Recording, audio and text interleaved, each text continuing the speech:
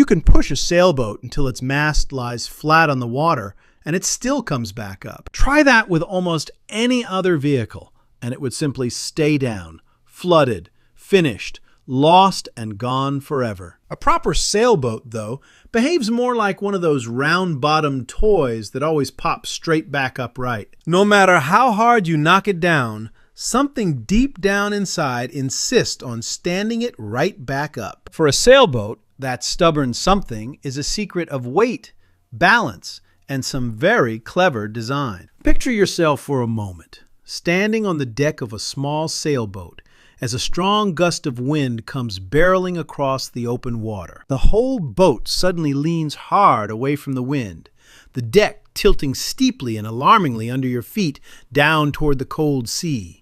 The low side keeps dropping until green water is rushing along the rail, and the tall sail strains overhead like a single held breath. Every last instinct you have is screaming at you that the boat is tipping, and that in one more second it will surely capsize completely. And yet, almost no matter how far over it leans, the boat simply holds that frightening angle and keeps on driving forward through the waves. To anyone watching from the safety of the shore, it looks exactly like a slow-motion disaster that somehow never quite manages to actually arrive. The boat is calmly doing something that on solid dry land would be completely and utterly impossible for any tall and heavy object. Think for a moment about what really happens to tall things on land when they lean just a little too far over from upright. A great tree leaning past a certain critical point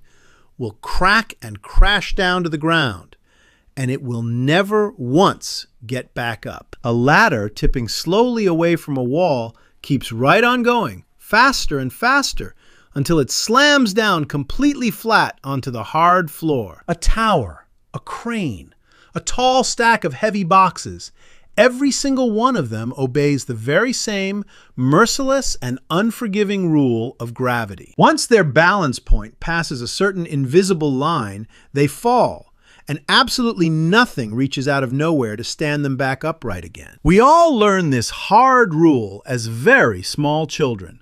The very first time we stack our blocks too high and watch the whole tower topple over. So when we see a sailboat leaning at a steep angle that would instantly doom almost anything on land, our sudden alarm feels completely and entirely justified. Surely, we think to ourselves, this poor leaning boat must be just a moment or two away from following exactly that same path down into the water. But the sailboat is quietly playing by a completely different set of rules, rules that are hidden almost entirely away from our view. The dramatic lean that looks so utterly terrifying to us actually has a proper and rather calm name among sailors, and that name is heeling, not tipping. Heeling is not the boat losing its desperate battle against the wind.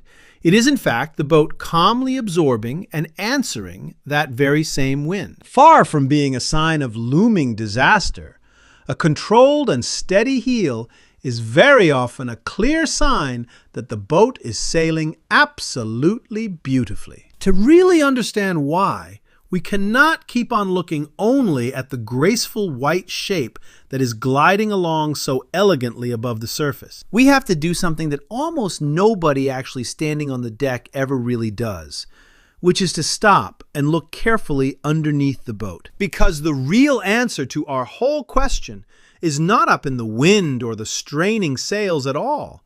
It is hidden down in the dark water. And it all begins with the simple, surprising, and easily overlooked fact that the boat you can actually see is only the upper half of the entire story. When you look at a sailboat from the end of a dock, you very naturally feel that you are looking at the whole vessel, the entire complete thing. You see the long and elegant hull, the tall mast reaching up, the bright billowing sails, and the neat deck where the busy crew move around. But that beautiful and graceful shape floating there on the surface is genuinely only about half, give or take, of the real and complete boat. Hanging straight down from the very bottom of the hull, reaching deep into the cold water below, is a great vertical fin that we call the keel. On a serious ocean-going sailing yacht, that one hidden keel can reach down a really very long way indeed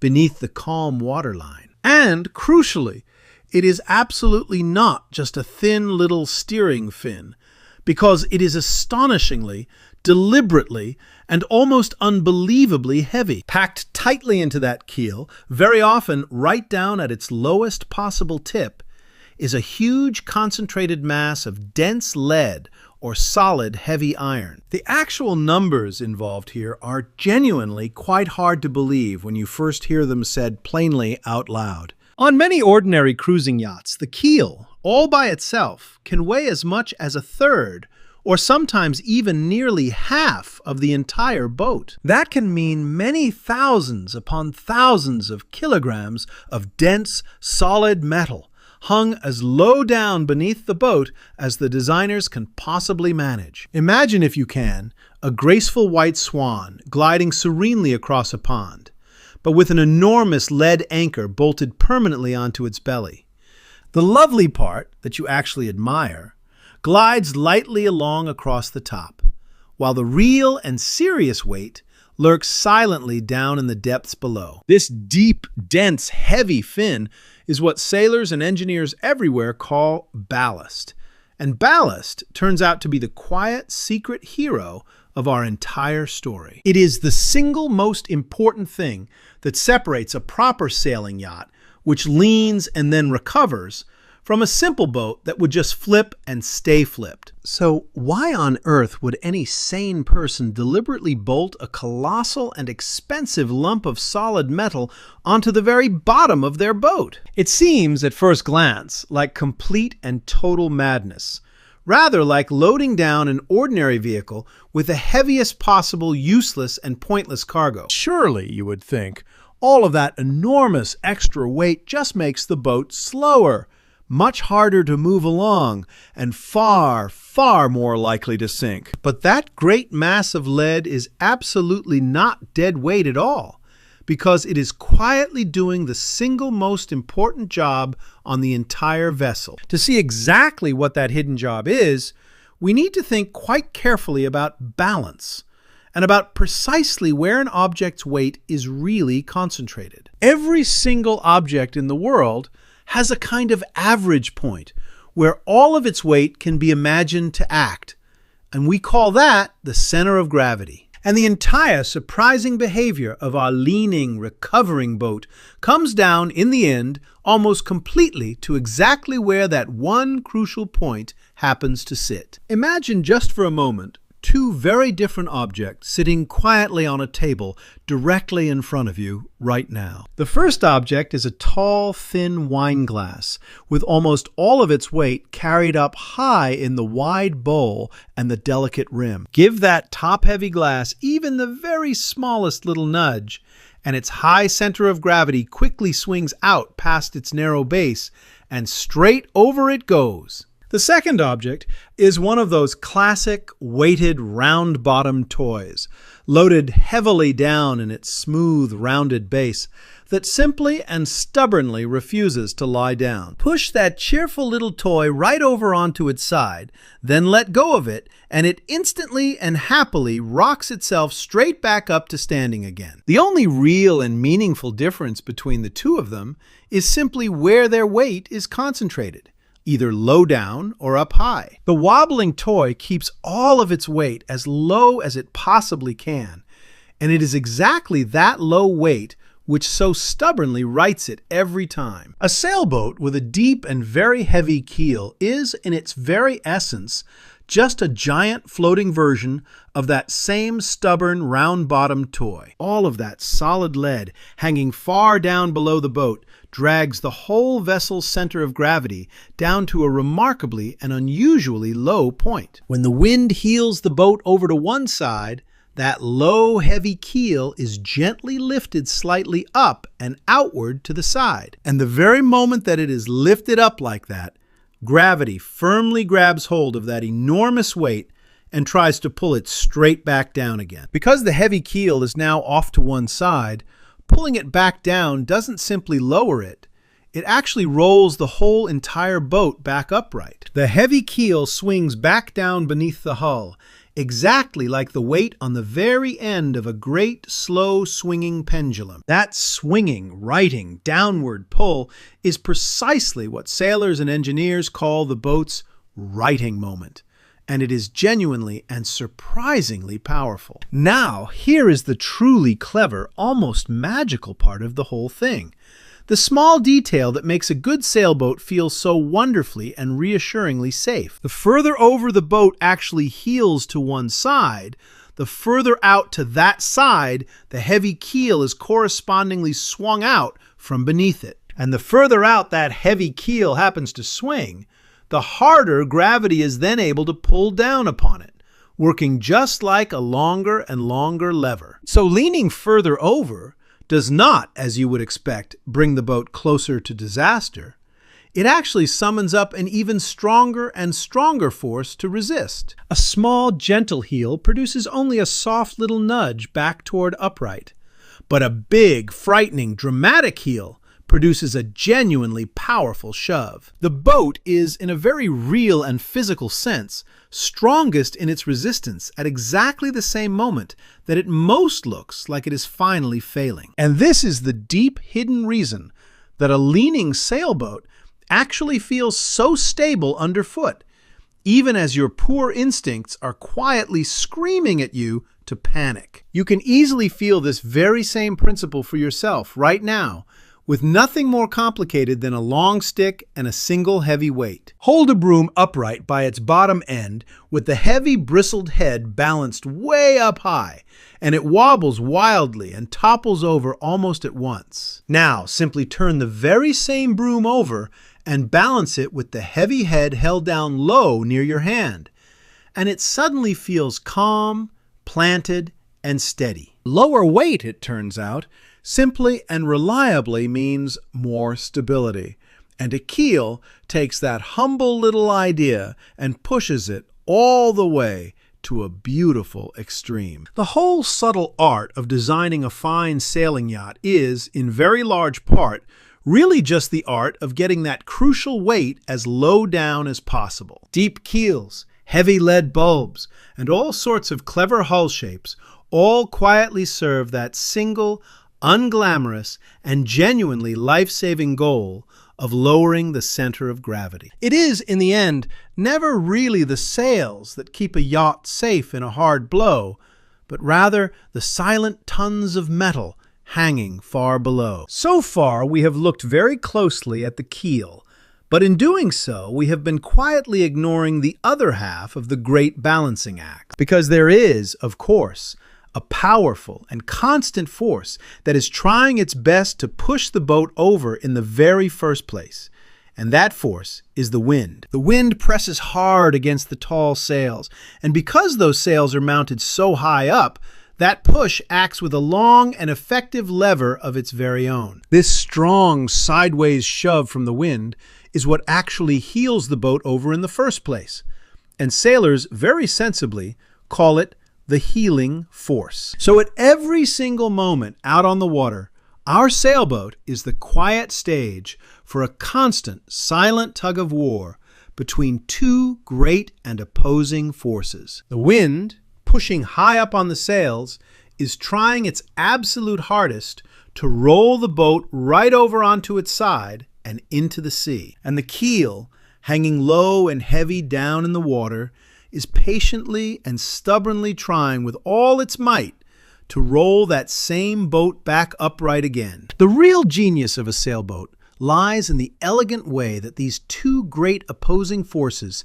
settle down into a calm, stable, working agreement with each other. When the wind first hits the sails, its heeling force is the stronger of the two, so the boat naturally begins to lean over to one side. But, as we have already carefully seen, the more the boat leans over, the harder the keel's hidden righting force then pushes back against it. Very quickly indeed, the boat heels over to one precise angle where the keel's pushback exactly and perfectly equals the wind's push over. At that one magic balanced angle, the two great forces are held in perfect equilibrium, and the boat simply stops leaning any further and holds steady. It does not keep on rolling over onto its side, and nor does it suddenly snap back upright.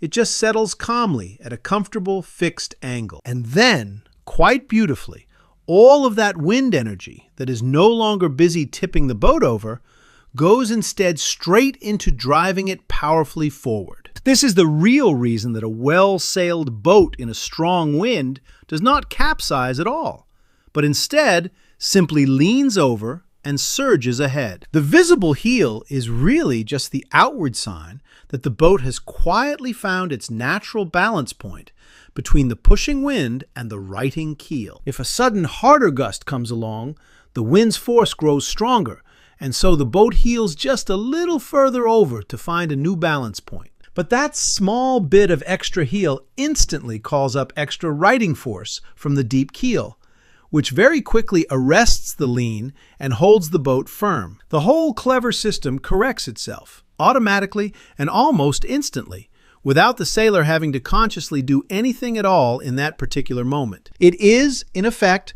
a self-balancing machine, endlessly and tirelessly negotiating a careful truce between the pushing sky above and the steadying water below. So the very leaning that looks so deeply alarming to a newcomer is really just this elegant negotiation, happening continuously, second after second after second. Of course, a careful and experienced sailor does not simply sit back and let the wind heel the boat as far over as it might possibly want. When the wind grows genuinely too strong, sailors deliberately reduce the size of their sails through a clever and ancient process that they call reefing. With smaller sails set, the wind has far less area to push against, so the heeling force shrinks right down and the boat sails along much more upright. Reefing does not change the hidden power of the keel in any way at all. It simply turns down the raw strength of the opposing force from the wind. So the human crew and the silent keel end up working together as a team, the crew managing the wind up above, while the keel quietly guards the balance below. But even if a sailor is somehow caught out, and a sudden violent gust slams the boat far over onto its side, that heavy keel is always still there. That deep, heavy, faithful fin does not ever need any instructions from anyone, and it never once stops doing its single, vital, life-preserving job. All of this naturally raises one obvious and rather important question that you may very well already be quietly wondering about for yourself. If a deep, heavy keel really is the great secret to staying upright, then what on earth about all those small boats that have no keel at all? Because you have almost certainly seen little sailing dinghies, the small kind that complete beginners usually learn in, and they very obviously and absolutely can flip right over. They tip, they capsize, and their soggy crews regularly end up swimming, which seems, at first, to completely and flatly contradict everything that we have just said. But these small capsizing dinghies are not really a contradiction of our idea at all, because they are actually the perfect living proof of the whole thing. A little dinghy is extremely light, and instead of a great heavy lead keel, it has only a thin flat board that grips the water. That board, which sailors call a centerboard, certainly helps the little boat to sail properly, but it carries almost none of that crucial low-down weight. So a small dinghy is missing the one single thing that makes a big yacht so stubbornly, reliably, and automatically self-righting in a strong and gusty wind. Without those heavy tons of lead hanging far down below, there is simply no powerful pendulum to swing the little boat back upright again when it heels too far over. So where, then, does a light little dinghy actually get its stability from, given that it has no heavy keel down below to rely upon? The answer is wonderfully simple, and also deeply and satisfyingly human. Because in a small dinghy, it is the crew themselves who are the ballast. You have surely seen sailors leaning right out over the high side of a small boat, their whole body stretched out flat and taut over the rushing water. They are very much not just enjoying the thrilling ride for fun.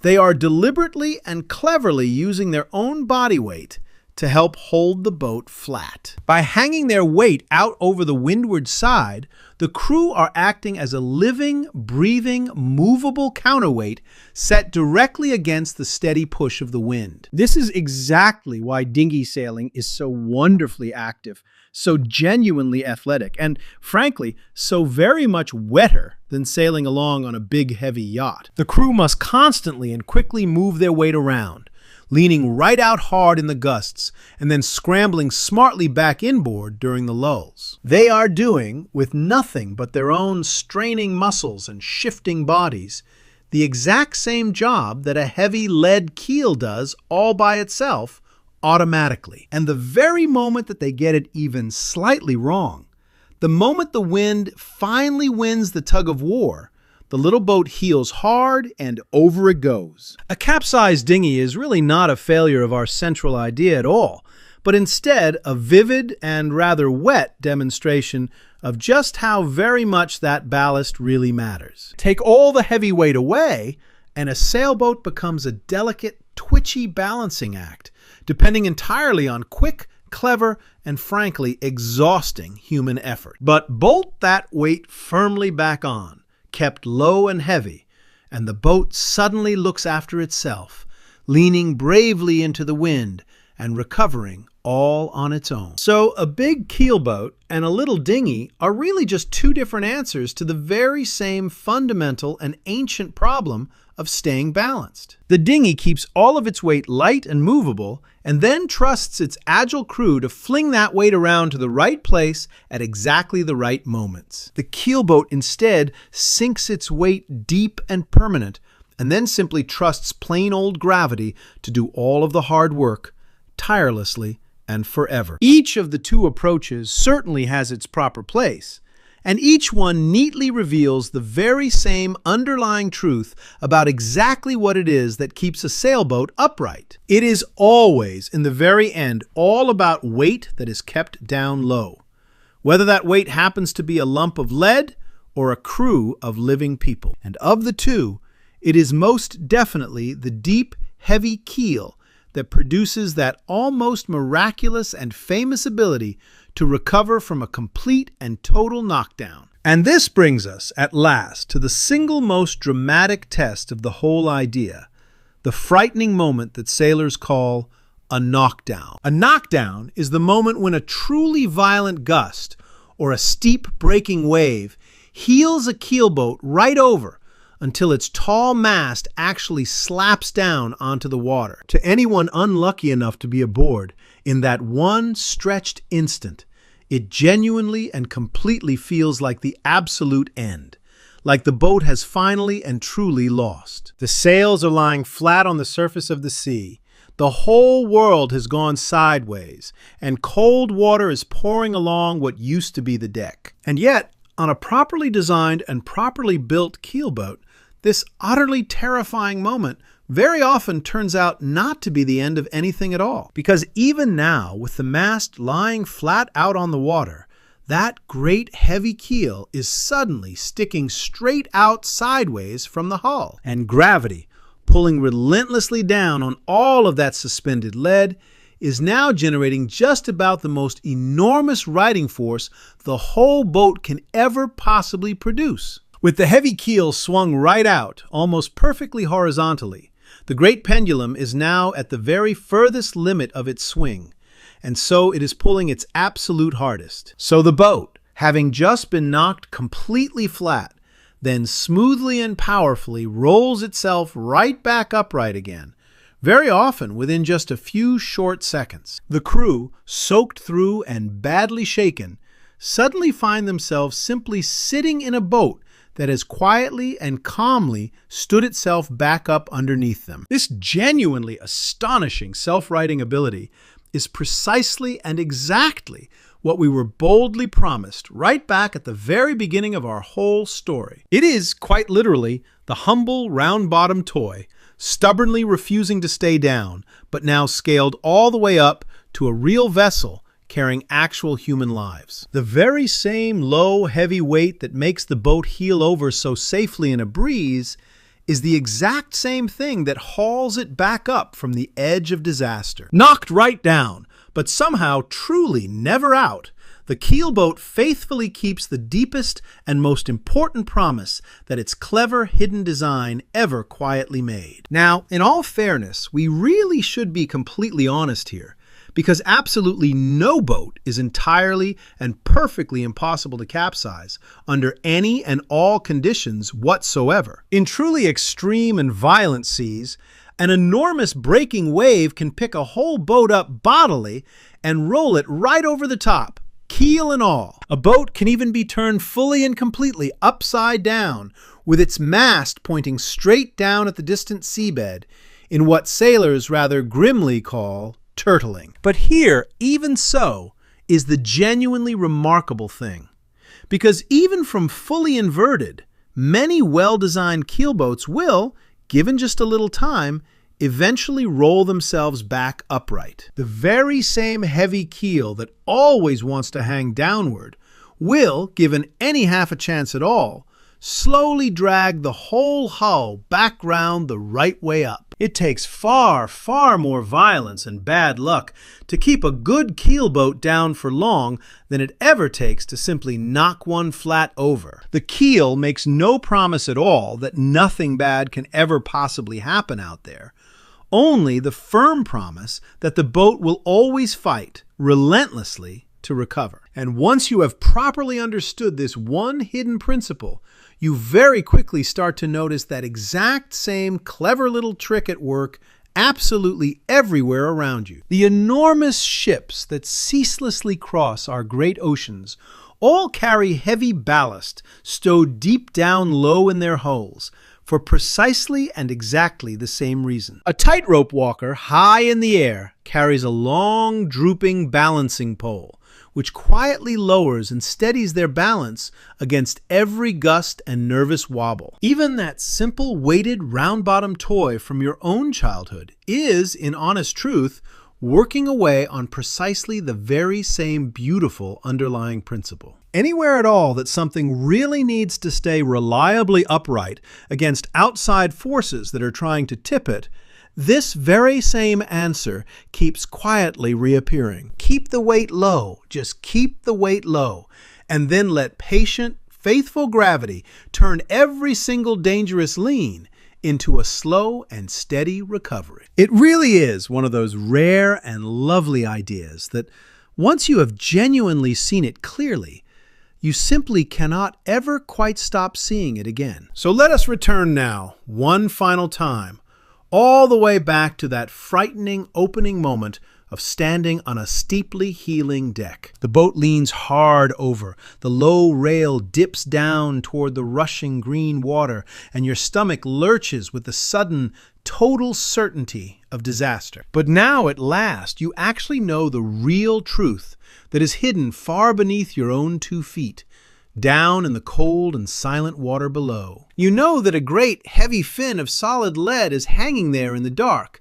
fighting harder and harder for every single degree that the boat leans over. You know now that the lean is not the boat falling at all, but the boat quietly working, answering the pushing wind with its patient, gravity-fed strength. The one thing that looked most exactly like certain failure was, all along and all the time, the very mechanism that was actually keeping you completely safe. And the more genuinely frightening that lean ever became, the more fiercely that hidden weight below was already, silently, pulling you back from the edge. A good sailboat refuses to tip over, not by being clever and light and nimble, but instead by being secretly, deliberately, and permanently bottom-heavy. It carries all of its real courage down low, in tons of dense metal that you yourself will quite probably never once actually see,